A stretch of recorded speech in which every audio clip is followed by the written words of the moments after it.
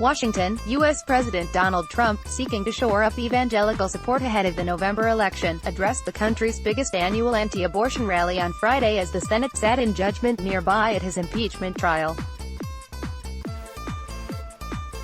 Unborn children have never had a stronger defender in the White House, Trump told tens of thousands of anti-abortion campaigners at the 47th March for Life on the National Mall.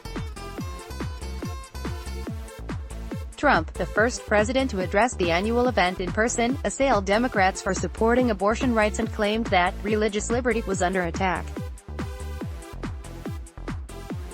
When it comes to abortion, the 73-year-old Republican president said, Democrats have embraced the most radical and extreme positions.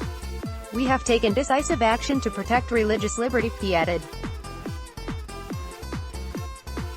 Following Trump's brief remarks, the crowd broke into a chant of 4 more years, a reference to the November vote, when Christian evangelical support will be crucial to Trump's re-election.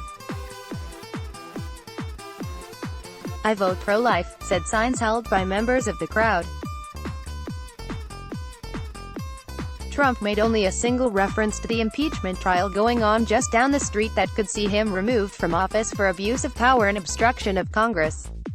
They're coming after me because I am fighting for you and we are fighting for those who have no voice, he told the crowd.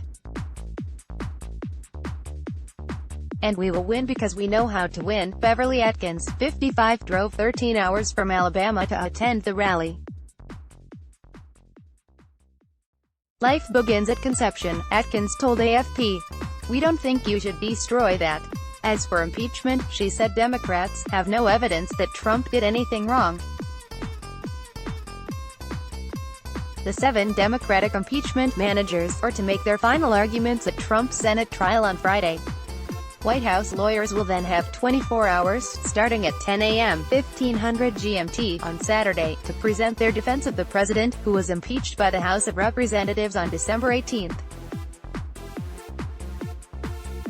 Impeachment may forever stain his record, but Trump is virtually assured of acquittal by the Republican-held Senate, and he is already looking past the trial to the re-election fight that awaits.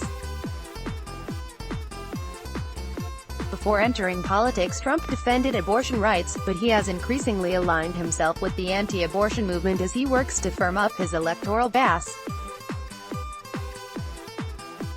I love Trump, said Jim Bolandio, 63, who came to the rally from New Jersey. These people are going to re-elect him. My daughter is adopted, Bolandio added. She wouldn't be here if her mother didn't choose the right path. Braden Harris, 16, who came to Washington from Hershey, Pennsylvania, with the pro-life club of his school, said, abortion is wrong. God says he knows you before you're even born. Say in the womb he knows you, Harris said. It's what it says in the Bible. March for Life, which Trump had addressed by video the last 2 years, is held annually on or near the anniversary of the Supreme Court's ruling in the Roe v. Wade case, which legalized the procedure nationwide on January 22, 1973. Under Trump's presidency, abortion rights activists fear that landmark ruling is now under threat. Since day one, this administration has carried out a full-out assault on our health and our rights, said Alexis McGill Johnson, acting president of the Planned Parenthood Action Fund, which supports abortion rights. Since taking office in 2017, Trump has strengthened the Supreme Court's 5-4 conservative majority, naming 2 justices who oppose abortion, Neil Gorsuch and Brett Kavanaugh, and galvanizing abortion opponents. Conservative-leaning Chief Justice John Roberts is seen as the potential swing vote if the constitutionality of abortion eventually comes before the court. Around 2/3 of Americans say abortion should be legal, polls suggest.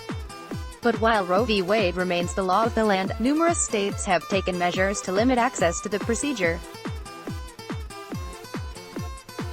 The first big Supreme Court test of that anti-abortion push will come in March, when the court examines a Louisiana law whose restrictions on abortion are similar to a Texas law struck down nearly 4 years ago.